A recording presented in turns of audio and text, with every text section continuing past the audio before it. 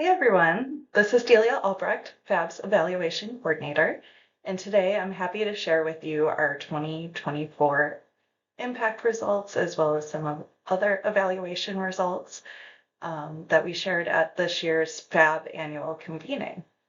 So first, I am thrilled to show you a little preview of our 2024 impact report, which should be getting published very, very soon.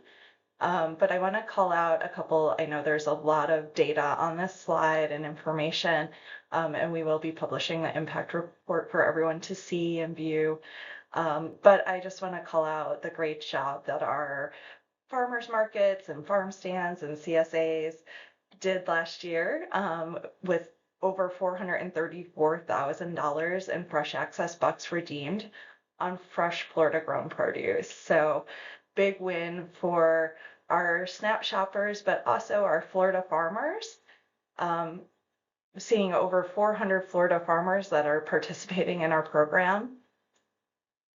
And we're seeing over 223,000 meals with SNAP and FAB just by what has been put out with our Farm Direct partners. So great job to all of you. Did some awesome work in 2024, and we wouldn't be able to do this without all of you. So thank you for all the hard work you're doing. Also in our impact report, we shared some results from our participant survey from 2024. Here we shared that our Fresh Access Bucks users who had been in the program for more than 6 months ate more fruits and vegetables than first-time users. But the really cool thing is they're actually eating more fruits and vegetables than even the average American.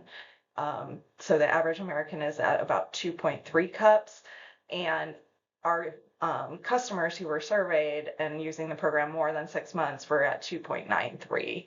So that's pretty good. That's like 2/3 or almost 2/3 cups higher. And then also folks who were in the program for more than 6 months, we're seeing their food insecurity is less than folks when they're first coming into the program. And 100% of participants said that they had a positive experience using Fresh Access Bucks and SNAP at our outlets. Our team saw over $7 million that was contributed to the total economy and communities within Florida. We've had over 4 million and actually very close to 5 in Fresh Access Bucks redeemed for fresh fruits and vegetables. And we've seen over 20 million spent on SNAP and Fresh Access Bucks together. Another cool thing I wanted to share with you all is that our redemption rate is really very high. And what that means is how much Fresh Access Bucks actually comes back and gets redeemed. So particularly with our farmers markets partners, they work on tokens. So they issue out so many tokens, not all of those come back in. But we're seeing 96.5% of what's going out is actually coming back in and getting redeemed. So that's really incredible. And across all of the grantees who are doing similar work to ours, in the previous fiscal year, the average was 91.7. So we're even higher than the average. Don't have this year's number yet, or last fiscal year's number yet. But as soon as I do, I can update this. But for right now, that number tends to stay about the same from year to year. So we are higher than the average across the board with all grantees doing similar work. Also wanted to share some information from our participant surveys with you. So aside from measuring cups of fruits and vegetables and other foods that they are consuming, we've also added a handful of questions that were from our mystery shopper program. We've added those to the participant survey so that we can get a good feel for the customer experience when they're shopping at Fresh Access Bucks partner outlets and using the program. And you can see here, so this is scaled from 1 to 5. The closer to 5, the better it is. So on all of these metrics, we're scoring above a 4, and on almost all of them, they're above a 4.5. So that's really, really good. We want to definitely see those numbers above 4 and above 4.5 is really excellent.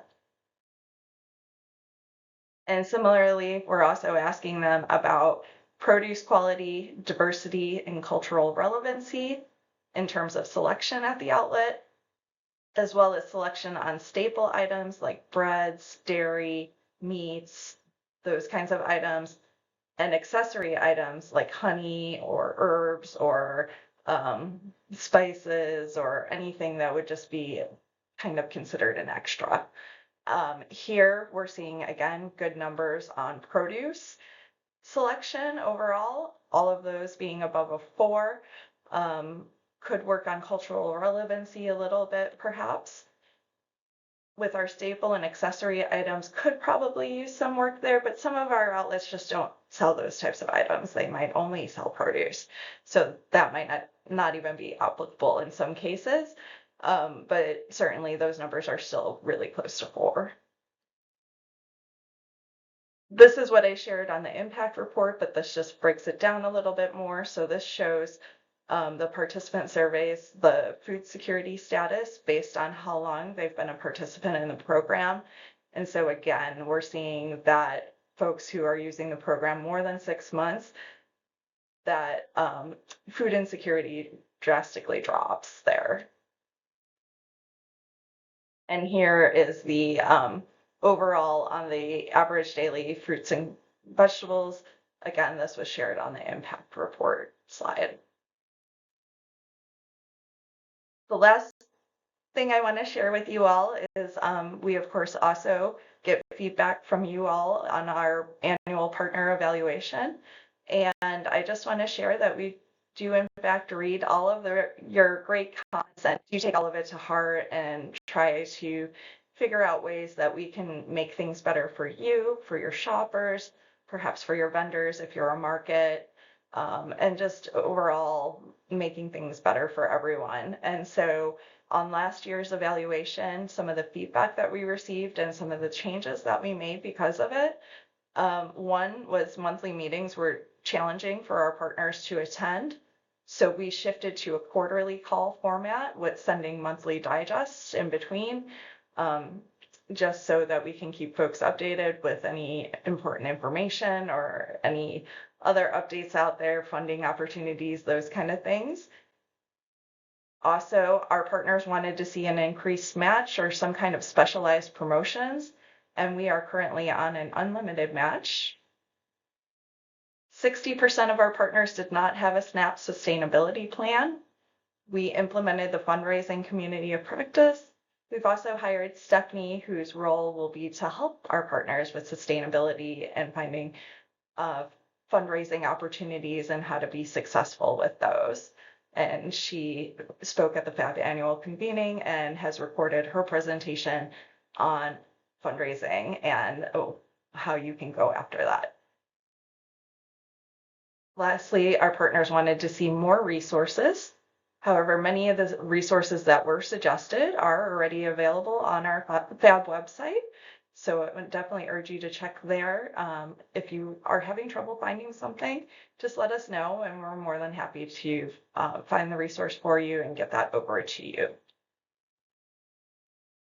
Some other things that we took to heart and will be having coming soon. One thing that got mentioned quite a bit was the data reporting, how time-consuming that can be, as well as some redundancies that were noticed with us asking information multiple times. So as we've mentioned in our other reportings, we will be moving to a monthly reimbursement process.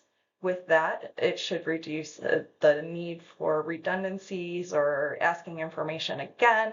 Also, we'll be entering on a monthly basis instead of a weekly. Won't have to enter at the transaction level. So hopefully it's much more efficient and better for everyone involved.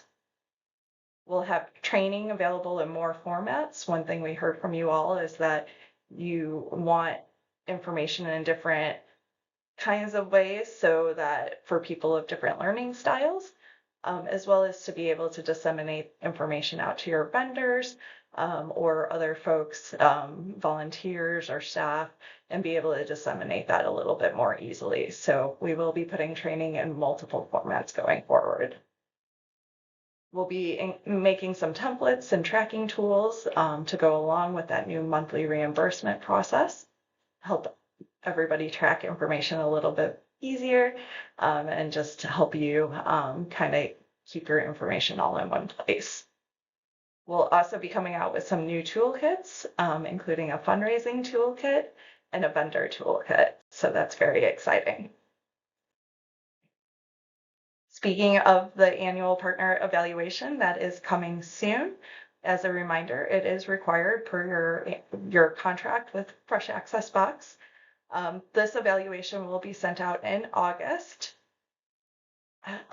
You can start working on it in August, but you won't be able to complete it until September because the section that asks you for all of your numbers will need to include through the full month of August. So you won't be able to report those out until the month has concluded, but you can certainly start filling in your feedback. That is the first section of the evaluation. And if you come back to the same computer each time, it will save for you where you left off. So again, that'll be coming out in August. It is due September 23rd. We do thank you for giving us good feedback as well as just getting it back in a timely manner so that we can get our information reported for our grant requirements. So thank you all. We appreciate all the good work you're doing and all of the impacts you're making for SNAP shoppers, Florida farmers, and everyone in the local community and everyone that you touch. So thank you.